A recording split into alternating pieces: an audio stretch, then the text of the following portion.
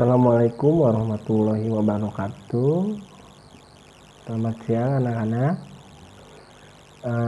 Baik, kita akan melanjutkan materi pembelajaran kita mengenai bab 9, yaitu usaha kecil dan menengah atau disingkat dengan UKM atau UMKM.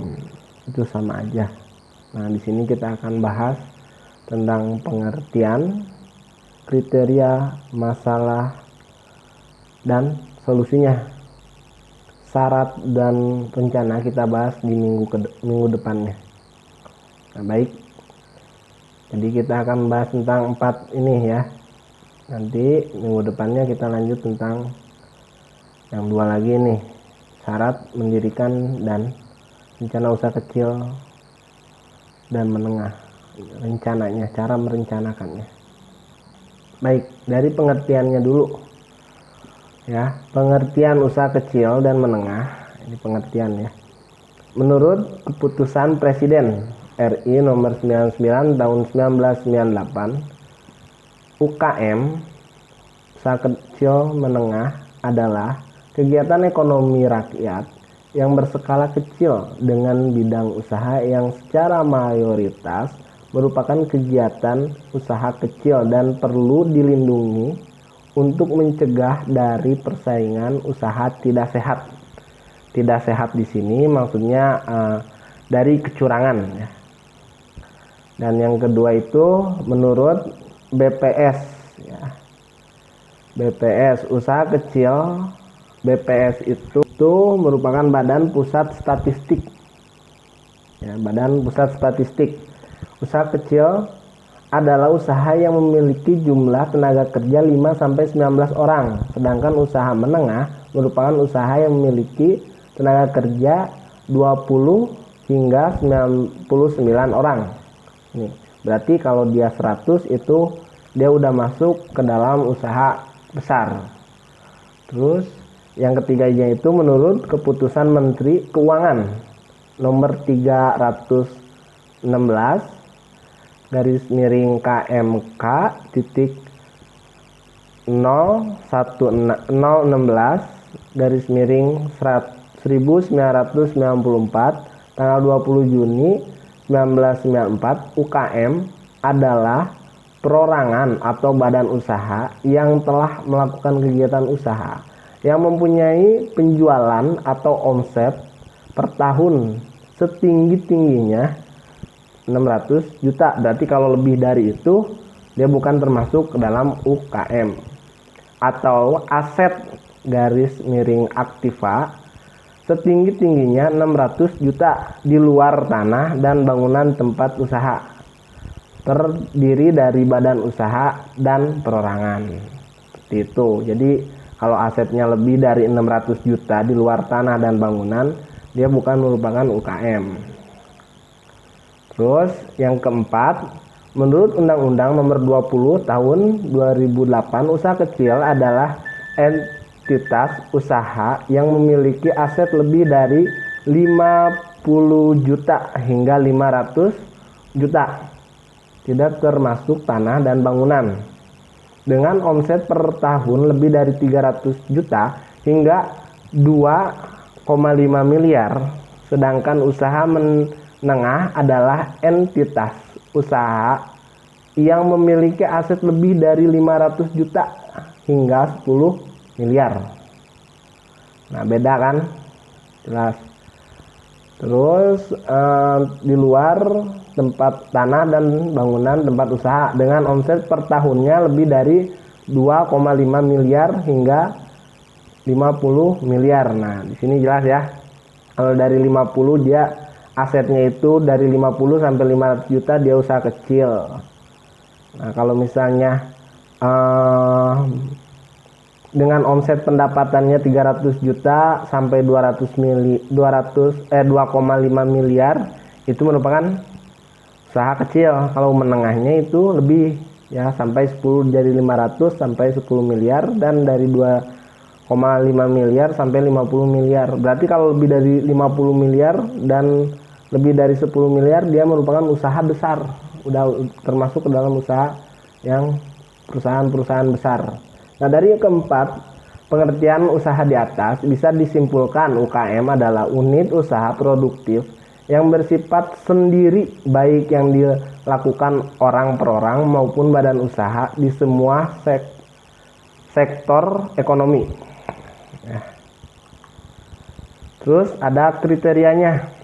UKM ditinjau dari perkembangannya dapat diklasifikasikan menjadi 4 kriteria berikut. 1. Level inhoud activities, yaitu UKM yang digunakan sebagai kesempatan kerja untuk mencari nafkah, yang lebih umum dikenal sebagai sektor informal. Contohnya pedagang kaki lima, karena dia mencarinya itu sebagai nafkah dia gitu. Terus ada micro enterprise, yaitu UKM yang memiliki sifat pengrajin tetapi belum memiliki sifat kewirausahaan. Jadi dia hanya membuat, belum bisa untuk memasarkan gitu. Yaitu usaha gerabah bersifat rumahan contohnya.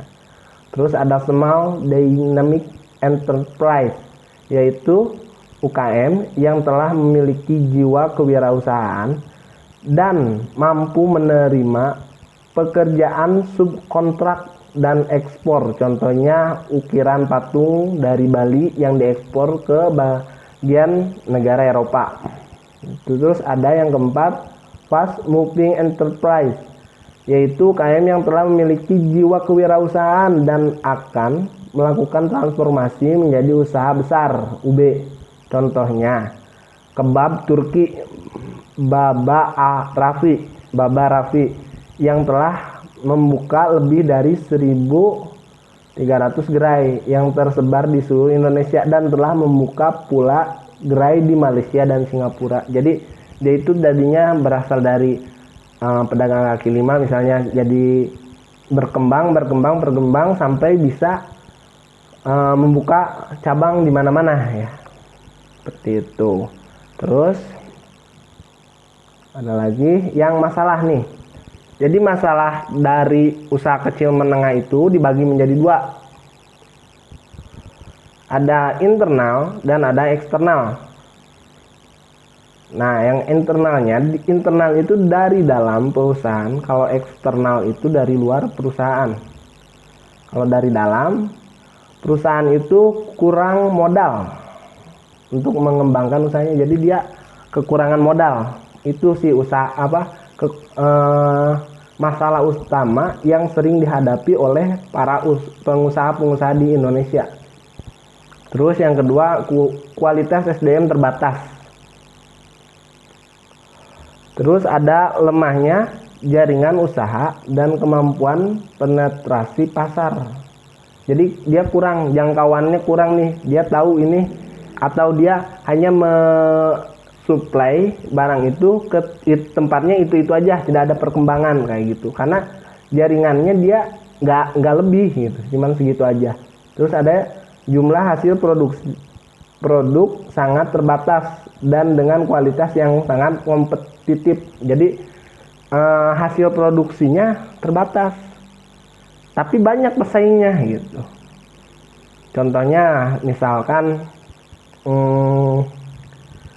seperti KFC yang di pinggir jalan ya, ayam goreng yang di pinggir jalan itu dia produknya sangat terbatas, jelas kalah saing dengan KFC, McDonald atau The Top atau yang lainnya, jelas kalah saing. Tapi dia sangat kompetitif, jadi banyak yang berjualan sama seperti dia gitu.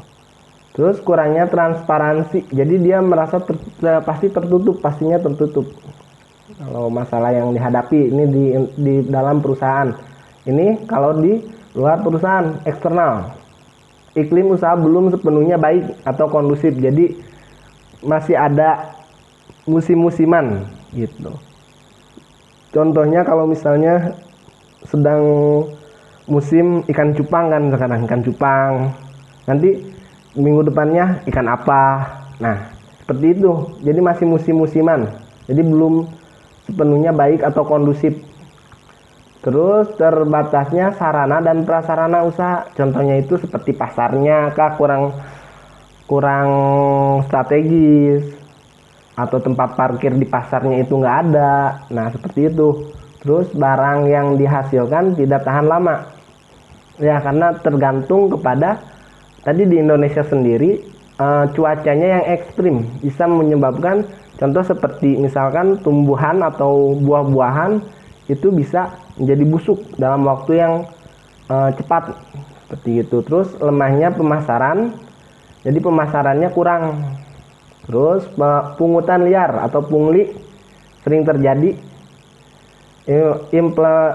Implikasi perdagangan bebas, jadi lebih mudah yang dari luar negeri masuk ke Indonesia, itu menjadi saingan tambahan kan untuk di Indonesia sendiri gitu. Nah itu masalah yang dihadapi, dan kalau misalnya ada masalah pasti ada solusi. Ini solusinya ya, solusinya adalah satu, menciptakan yang harus dilakukan oleh pemerintah ya. Yang dilakukan oleh pemerintah itu satu, menciptakan iklim usaha yang kondusif. Dua, meningkatkan pelatihan bagi UKM, jadi mengadakan latihan-latihan. Terus memberikan bantuan permodalan, perlindungan usaha, meningkatkan sarana dan prasarana, pengembangan kemitraan, mengembangkan promosi produk-produk UKM, mengembangkan kerjasama yang serasi antara pemerintah dan UKM. Gitu ya. Solusi ini adalah yang harus dilakukan oleh pemerintah ya, untuk membantu para usaha kecil menengah itu untuk lebih maju lagi, karena UKM ini sangat mengambil andil besar kepada pemerintahan, apalagi pada negara Indonesia ya, pada negara sangat memiliki andil besar. Nah ini solusi. Kalau solusi dari pengusahanya sendiri ya lebih mau untuk berusaha lebih giat lagi. Itu ada targetan tertentu. Apabila kalian menjadi pengusaha nih, harus ada targetan yang tercapai. Gitu. Ya, oke. Mungkin sekian untuk pemaparan materi kita, pemateri yang kita bahas hari ini. Mungkin sekian. Wabillahi taufiq wal hidayah. Wassalamualaikum warahmatullahi wabarakatuh.